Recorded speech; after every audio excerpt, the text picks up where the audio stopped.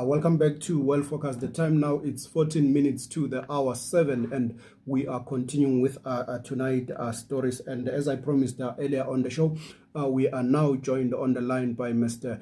McIntosh Polela from the Road Accident Fund, and he is the spokesperson there, and he'll be talking to us about the interdict which was issued by the High Court last week that interdicts the South African revenue services from deducting that 5.1 billion from the levies which they collect and pay to the Road Accident Fund. Mr. McIntosh, welcome to Well Focus here at Lokuhle FM, and thank you for joining us.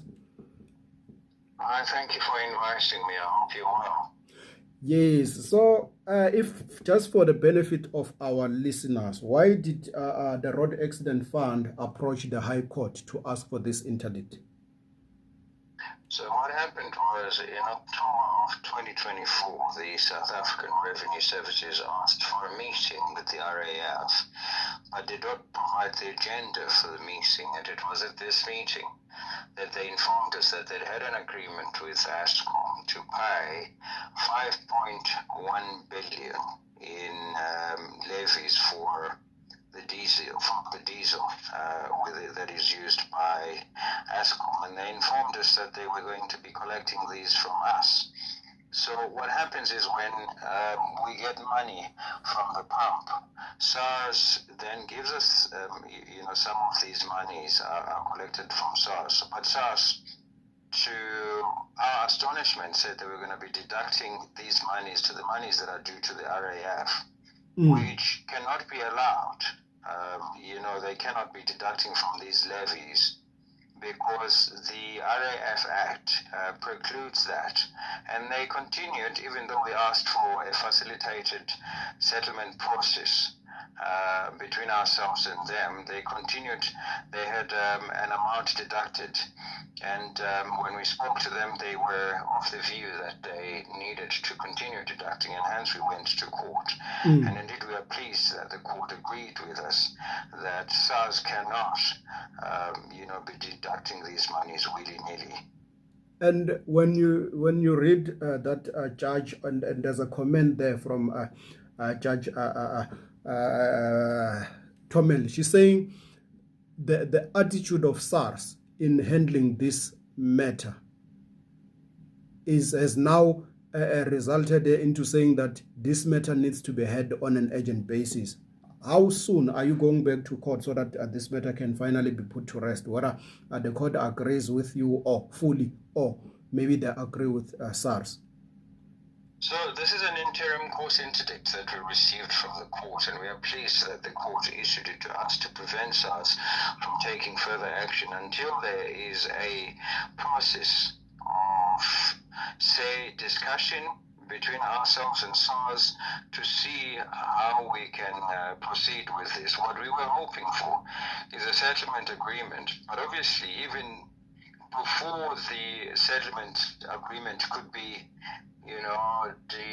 decided upon, could be discussed, SARS felt that they needed to go ahead.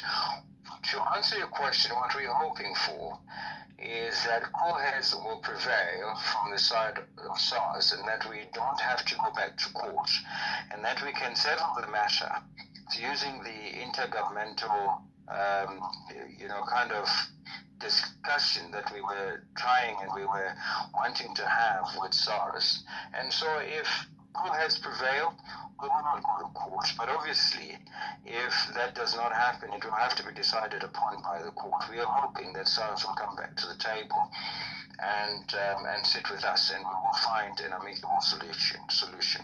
So why does SARS want money from the Road Accident Fund? Because when you look at the institution that you are working for, it's really strained financially due to the volumes of claims which you receive from road accident victims. So don't you think maybe there's another way in which they can recoup this money that they need to in order to deal with whatever the services that they want to pay for in Eskom? Why do they only want money from your organization?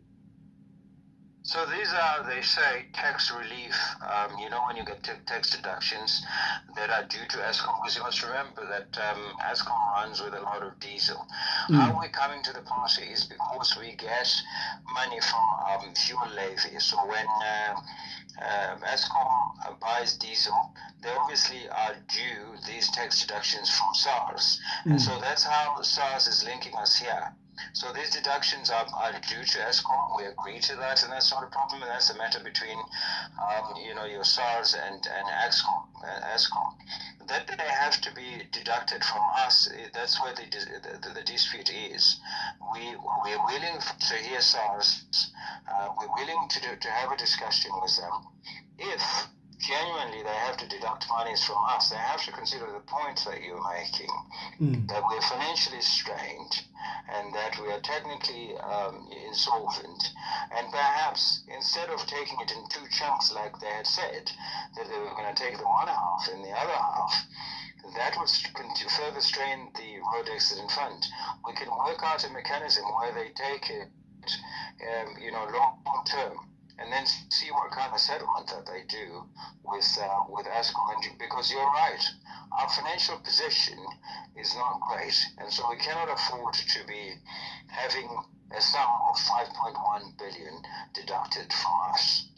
So you are not saying you don't want to pay this fuel tax levy that you mentioned. It's just that you are worried about this lump sum deduction that they were hoping for, and you are willing to negotiate with them so that you reach an amicable solution that can enable your organization to continue making this maybe